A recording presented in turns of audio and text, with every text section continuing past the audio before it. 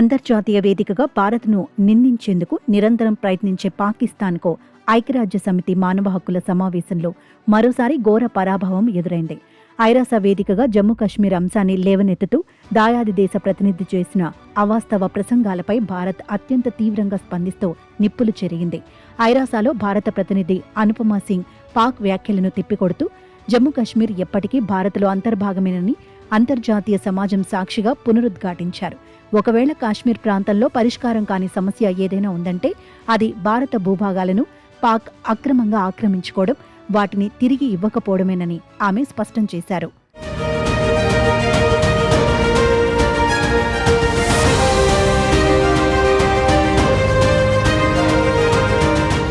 పాక్ ఆక్రమిత కాశ్మీర్ సరిహద్దుల్లో గత కొన్ని దశాబ్దాలుగా పాకిస్తాన్ సైనిక బలగాలు సాగిస్తున్న అక్రమాలు, మానవ హక్కుల ఉల్లంఘనలను భారత ప్రతినిధి అనుపమా సింగ్ ఈ సందర్భంగా ప్రపంచ దేశాల ముందు ఎండగట్టారు.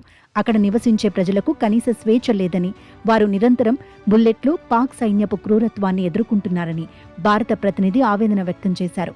ఇటీవలి పీఓకేలోని రావల్కోట్లో శాంతియుతంగా ఆందోళన చేస్తున్న నిరసనకారులపై పాక్ సైన్యం జరిపిన క్రూరమైన అణచివేత చర్యలు అనేక మంది మరణాలకు దారితీసిన ఉదంతాన్ని ఆమె పాక్ దారుణాలకు నిలువెత్తు సాక్ష్యంగా ప్రపంచం ముందుంచారు. ఉగ్రవాదులకు సురక్షిత ఆశ్రయం కల్పించడం, వారికి అత్యాధునిక శిక్షణ ఇవ్వడం తమ ప్రభుత్వ అధికారిక విధానమని స్వయంగా పాక్ రక్షణ మంత్రి గతంలో ప్రకటించిన విషయాన్ని భారత్ ఈ సందర్భంగా గుర్తు చేసింది.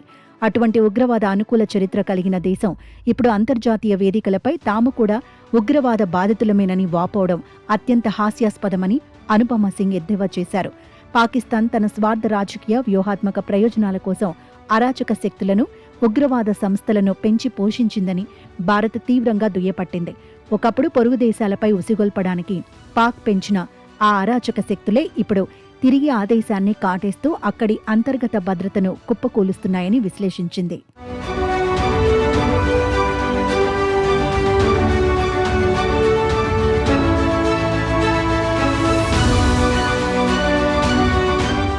దాయాది దేశం అనుసరిస్తున్న ఈ ద్వంద్వ వైఖరి వల్లే పశ్చిమ సరిహద్దుల్లో ఉగ్రవాదం ఆ దేశానికి శాపంగా మారిందని భారత్ ఘాటుగా విమర్శించింది.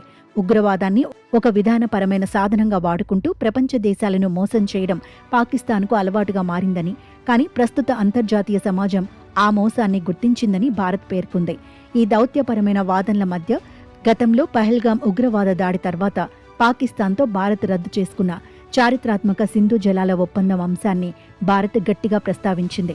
ఉగ్రవాదాన్ని నిరంతరం ప్రోత్సహించే ఒక దేశం అదే సమయంలో పొరుగు దేశంతో స్నేహపూర్వక సంబంధాల ద్వారా లభించే ప్రయోజనాలను ఆశించటం ఎంతమాత్రం సాధ్యం కాదని భారత్ తేల్చి చెప్పింది.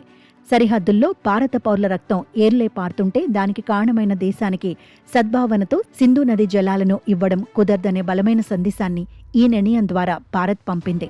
సింధు జలాల ఒప్పందానికి కాలం చెల్లిందని, ఈ విషయంలో భారత ప్రభుత్వం తీసుకున్న కఠిన నిర్ణయంలో ఎలాంటి మార్పులు లేదా సడలింపులు ఉండే ప్రసక్తే లేదని అనుపమా సింగ్ అంతర్జాతీయ వేదికపై స్పష్టం చేశారు.